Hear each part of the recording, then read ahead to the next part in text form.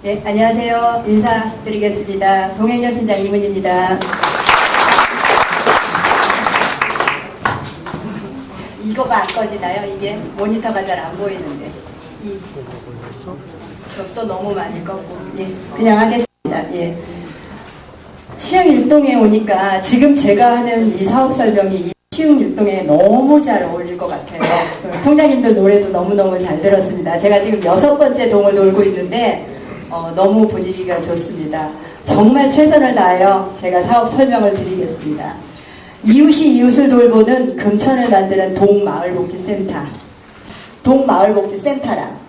이 동마을복지센터를 이해하기 위해서는 우리나라의 복지정책의 흐름을 잠깐 우리가 좀 짚어볼 필요가 있어요. 1961년부터 99년까지는 복지라는 게, 우리나라에서 복지라는 게 물건을 현물 위주의, 그러니까 어려운 사람들을 기초생계를 도와주는 현물 위주의 복지정책을 했다면 99년도부터 2006년까지는 기초생활의 공공부조라고 되어 있죠. 그러니까 현금으로 어려운 사람들의 생계를 도와주는 돈으로, 경제적인 걸로 복지를 이루었어요. 그러니까 저 사람이 아파? 의료비 주자. 저 사람이 지금 생계비가 없나 보다. 생계비를 지원하자라는 형태로 이루어졌다면 이런 복지정책이 2006년도부터는 이런 경제적인 어떤 돈의 문제가 아니라 복지도 또한 서비스가 아니야 라는 말들이 서서히 사회에 나오기 시작을 해요. 그래서 단순히 아픈 사람한테 병원을 가게끔 하는 병원비를 주는 걸 넘어서서 저 사람이 왜 아프지? 저 사람이 지금 어떻게 하면 저 병에서 벗어날 수 있지? 이런 식으로 서비스 개념으로 그 사람의 병을 진단해 주는 게 복지 정책에 들어갔어요. 그런 것들이 이제 예를 들면 방문간호사가 나가서 그 사람의 병을 진단해 보는 것들. 이렇게 하다 보다가 이제 2012년도부터는 이런 복지는 서비스야 라는 말들이 구체적으로 지방자치단체에서 정책으로 실현이 돼요. 복지 서비스나 마을공동체 사업, 주민참여사업, 복지관에서 하는 사업들이 구를 중심으로 이루어졌어요. 구청을 중심으로 이루어졌다면 이제 이렇게 하게 되는 동마을복지센터 사업은 동을 중심으로 하게 되는 사업이라는 거고요. 그리고 또 하나 중요한 거는 예전에 했던 이런 모든 정책들이 공무원이, 관이, 행정이 중심이 돼서 했다면 이거는 이제 여러분들과 공무원이 같이 해야 되는 민간협력 사업이라는 게 가장 다른 겁니다. 그러니까 구 중심으로 했던 여러 가지 복지 정책들이 동 중심에서 이루어질 거고 행정 중심으로 이루어졌던 정책들이 민간이 협력해서 하는 사업이라는 게 이 동마을복지센터의 핵심입니다. 그렇다 보면 그냥 구에서 하면 되지 뭐 하려고 이렇게 동중심으로 해야 돼? 라는 생각이 드실 수도 있어요. 왜 동중심이어야 하는가 하면은요.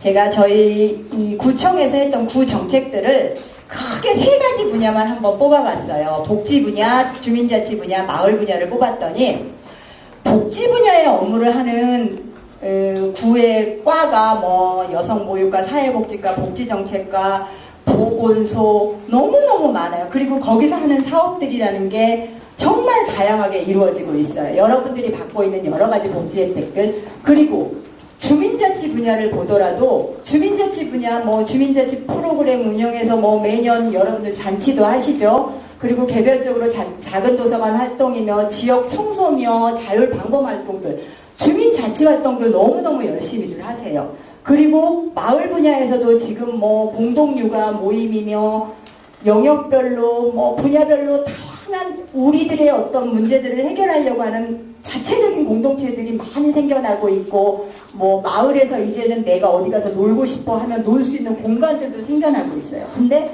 이렇게 다양하게 많은 분야에서 일들을 하는데 이게 서로는 잘 몰라요. 통장님들이 어떤 일들을 하시면서 통일을 하시는지 저쪽 마을 활동가들은 잘 모르고 복지관에서 어떤 일들을 하시는지 주민자치위원들은 잘 모른다는 거예요. 그런데 이것이 이렇게 동을 중심으로 해서 내려와 보게 되면은 조금 더 촘촘해지고 조금 더 가까워지기 때문에 나하고 그런 어떤 찾아가는 복지들을 하게 되는 거고요. 그리고 가장 이제 대상으로 잡는 건 65세 이상, 그 다음에 66세, 70세 이렇게 찾아가게 될 거고 또 복지 플래너라고 하고 또 우리 동네 방문간호사라고 하는 사람들도 들어가는데 이분들은 임신 20주가 되는 사람의 아이부터 시작해서 2세까지 되는 사람들을 모두 다 케어해 줄 거예요. 그러니까 이 아이들이 요즘은 예전에는 아이를 많이 낳아서 아이를 쉽게 키울 수 있는 방법들도 동네 사람들한테 배울 수도 있었고 위에 애를 키우면서 알았었는데 지금은 아이를 하나 뭐 둘 낳기 때문에 잘 모르는 거예요. 그래서 아이를 처음 낳는 사람들에게도 어떻게 아이를 키울 수 있는지를 알려드리는 이런 찾아가는 복지를 하는 게 가장 핵심적인 것들이 되고요. 그리고 두 번째는 동행정 환경이 바뀝니다. 지금 동에 오시면 두 개 팀이 있잖아요. 그 뭐 행정민원팀하고 주민생활팀이 있는데 이것이 한 개 팀으로 합쳐지고요. 복지를 하는 팀이 두 개 팀이 늘어나요. 그래서 이 복지를 하는 팀들이 시흥일동 지역을 두 개로 나눠요. 그래서 이 구역을 이 구역하고 이 구역으로 나눈 다음에 이제는 나를 담당해주는 담당 공무원들이 생기는 거예요. 그래서 내가 이 지역에 살게 되면은 나를 담당하는 공무원들이 생겨나는 거지요. 그러니까 관에서는 이런 식으로 찾아가는 복지를 하기 위해서 인력도 늘어나고 일하는 시스템도 바꾸는 거예요.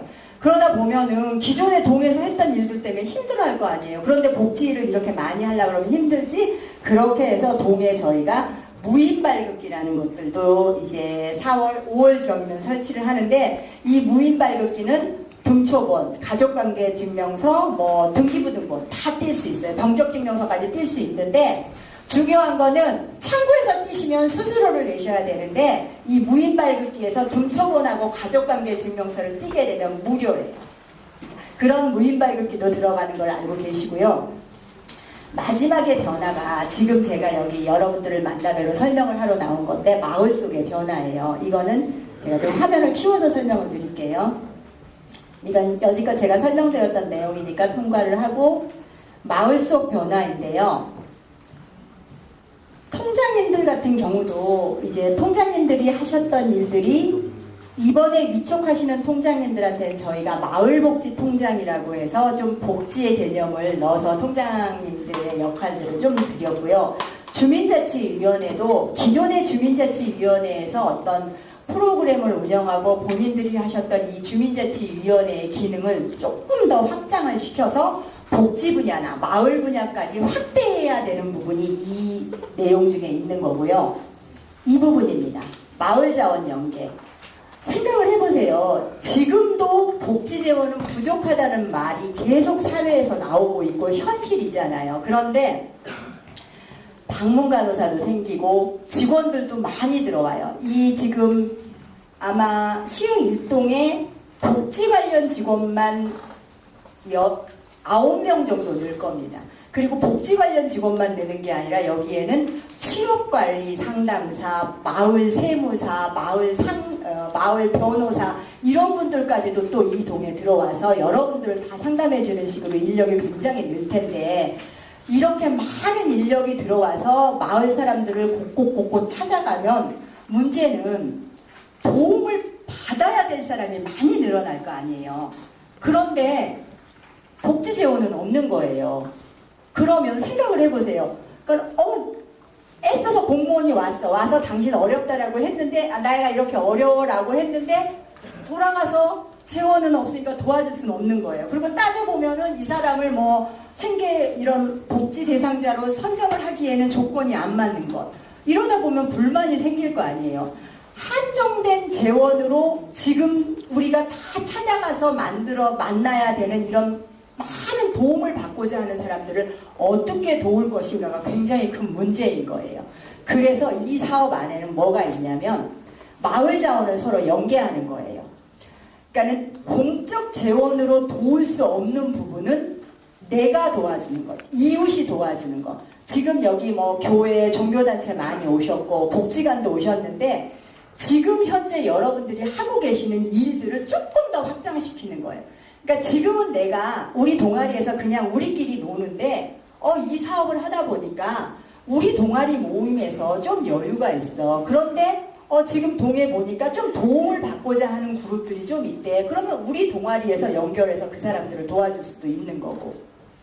이런 사업이 지금 이 동마을복지센터 안에 들어있는 겁니다. 이런 구체적인 설명은 이따 선생님과 질의응답을 하시면서 조금 더 얘기를 나눠보시면 되실 거고요.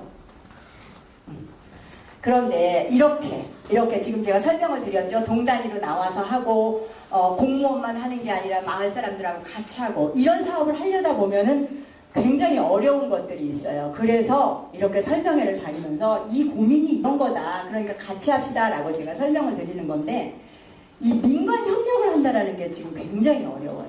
공무원 입장에서도 사실 우리가 해버리면 편한데 너무너무 더딘데 주민들하고 같이 가려고 하면 이렇게 해서 우리가 지금 같이 고민해야 되는 것들이 어떻게 하면 공무원들과 주민들이 더 이 일을 잘 해낼 수 있을까가 저희가 고민해야 되는 부분이고요. 두 번째는 여러 부서에서 하는 일들과 복지관에서 하는 일들, 통장님들이 하셨던 일들, 주민자치위원들이 하셨던 일들, 여러 마을활동가들이 하셨던 일들을 어떻게 공유하느냐도 굉장히 중요한 거예요. 저 사람이 했던 일과 내가 했던 일을 알게 되면은 훨씬 더 시너지를 볼 수 있는 일이고요. 마지막에 주인의식입니다. 여러분들 지금 내 집 앞에 쓰레기가 산더미처럼 쌓였다. 그럼 어떻게 하시죠? 바로 구청에 전화하시죠. 좀 치워야 한다고. 그런데 이거를 한 단계 더 먼저 이 앞에 있는 쓰레기를 우리 골목 단위에서 치워볼 수 없을까? 이런 생각을 하는 것. 우리 집이면 그렇게 하겠죠. 우리 안방이면. 그리고 야 이렇게 쓰레기가 함부로 버려지지 않게 하는 것. 그런 것들부터 먼저 생각해내는 것들이 이 사업 안에서 여러분들이 해주셔야 될 일이라고 생각을 합니다.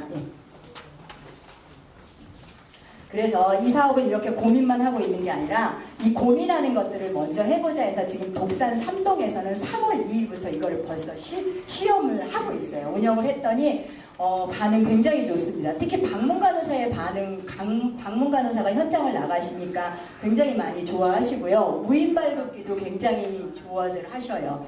그리고 실질적으로 독산 3동에는 어떤 작업을 하고 있냐면 한쪽에는 도움을 받고자 하는 사람, 도움을 받아야 되는 사람 리스트를 쭉 작성을 하고요. 한쪽에는 도움을 주고자 하는 사람들의 리스트를 쭉 작성을 해서 서로 연계하는 작업들을 다음 달부터는 해나가려고 하고 있습니다. 예. 그래서 이 독산 3동에서 3월, 4월, 5월, 6월 이렇게 넉 달을 하고 나면은 7월 1일부터 이제 나머지 동 9개 동